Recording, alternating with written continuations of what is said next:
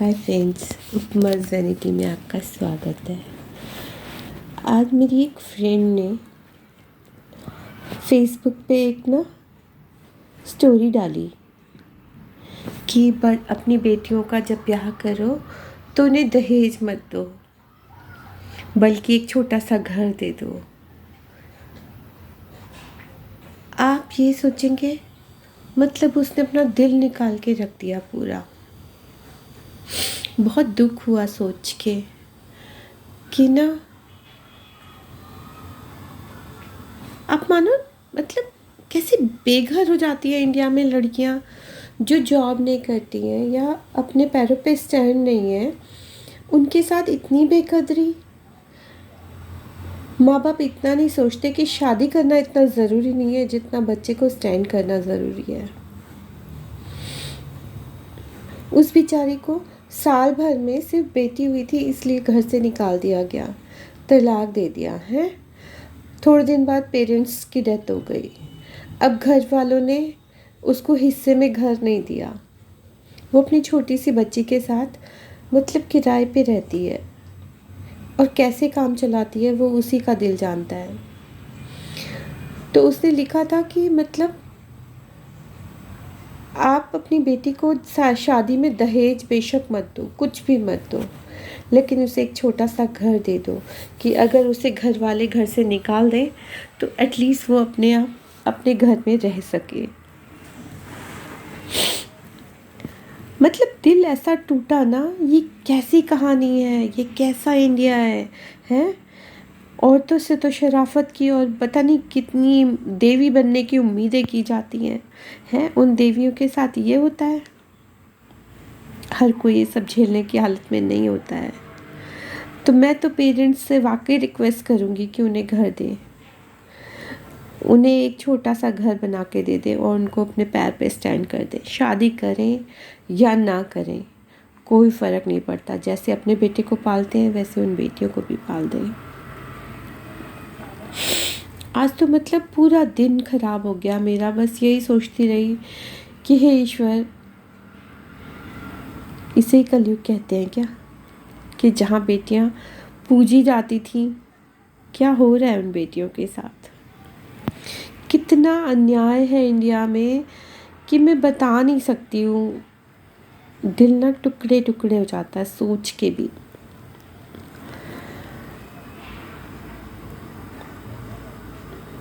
ज़रूरी नहीं है सबके पास नौकरी हो, सब काम करने में इंटरेस्टेड हो।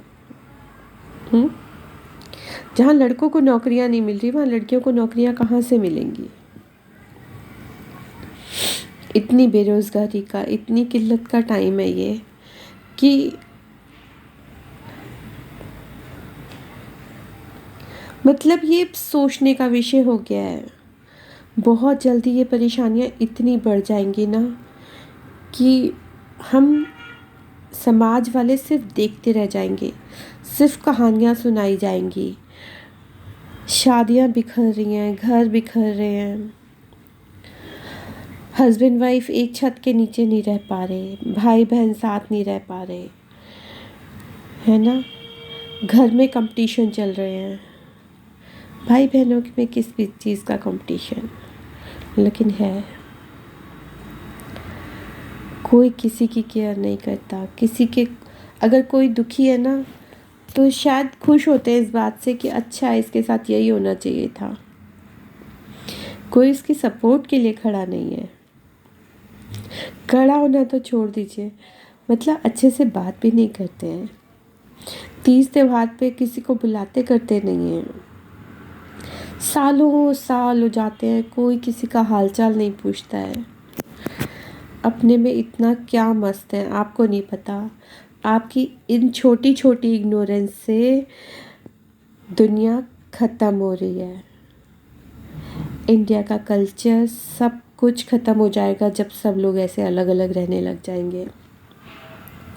यहाँ पे मतलब गरीब को तो सहारा है, गरीब को सहारा है, ठीक है ना। देखा आपने इतनी सारी योजनाएं आई हैं, 1000 रुपये बैंक में डाल देते हैं, है ना। वो रोज़ स्वरोजगार के नाम पे 400 रुपये देते हैं। ऐसे बहुत सारी स्कीम्स हैं। और ये छोटे लोगों की बात हो गई। फिर बड़े लोगों की बात यह है कि जो अमीर लोग हैं, जो बहुत अमीर लोग हैं, वो उनकी रिस्पेक्ट अलग तरीके से, भाई पैसे वाले हैं तो उनकी इज्जत है। क्या मिडिल क्लास लड़कियों की कोई फिक्र नहीं किसी को? हम्म पुलिस, कानून, जज, वकील, इन सब के बारे में तो आप बहुत अच्छी तरह जानते हैं। हम्म अभी वो वकील वाला केस हुआ था जिसमें हस्बैंड ने वकील का गला दबा के उसे मार दिया। एसडीएम वाला केस हुआ था, एसडीएम को उसके हस्बैंड ने दबा के गला मार दिया। ये कैसी बराबरी हो रही है? ये कैसी बराबरी है?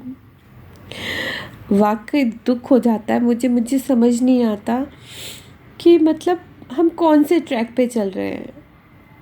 ये बाबा, प्रवचन देने वाले, इनके तो पीछे सब हाथ धो के उनको मतलब उनके लिए भरे चले जा रहे हैं, भरे चले जा रहे हैं। उनको इतना पैसा दे दो कि वो अमीर हो जाए हैं। क्यों नहीं सही से सोचते? ये सही टाइम है सही से सोचने का। मंदिरों में पुजारियों की बेटियां गहनों से लदी होती हैं उनको और लोग भी दे दे के जा रहे होते हैं। पहले संस्कार था, जिस किसी बेटी की शादी होती थी तो उसके रिश्तेदार, आस पड़ोस वाले भी मदद करने जाते थे, जिससे उनका घर, उनको परेशानी ना हो, उनकी बेटी की मदद हो जाए। वो सब संस्कार कहाँ चले गए हैं? पंडितों की बेटियां, वो देखा जो मंदिरों के, बड़े बड़े मंदिरों की पंडित बेटियां हैं, सोनों के गहने, इतने बड़े बड़े हार की जो पहन पहन के घूम रही होती हैं। कौन, ये क्या समाज, हम बराबरी के हक पे चल रहे हैं? हम बराबरी में चल रहे हैं? नहीं, बहुत नुकसान कर रहे हैं। हम लड़कों का भी और लड़कियों का भी बराबर नुकसान कर रहे हैं। ये टाइम सोचने का, अगर नहीं सोचा ना तो जो ये बहकाने वाले लोग हैं ना, ये हमारे सरों पे नाचेंगे और घर परिवार बर्बाद हो जाएंगे। अभी तो सिर्फ तलाक हो रहे हैं, लोग अलग अलग रह रहे हैं, मर्डर हो रहे हैं, और क्या होने लगेगा आप सोच भी नहीं सकते। उसमें गलती हमारी अपनी है, क्योंकि हम बोलते नहीं हैं, हम डिसीज़न नहीं लेते। अपनी बेटियों को दहेज मत दीजिए, एक छोटा सा घर दे दीजिए। मैं कहती हूँ पहले वाले पैसे आप जमा कर दीजिए, किस्तें वो जमा कर लेंगी, लेकिन उन्हें घर दे दीजिए। उन्हें बेघर मत करिए, मत करिए शादी। कोई ज़रूरी नहीं है किसी की शादी। डर लगने लगा शादी ब्याह के नाम से। कौन से समाज में जीने लगे हैं हम? सोचने के टॉपिक हो गए हैं ये सोचने के टॉपिक हैं।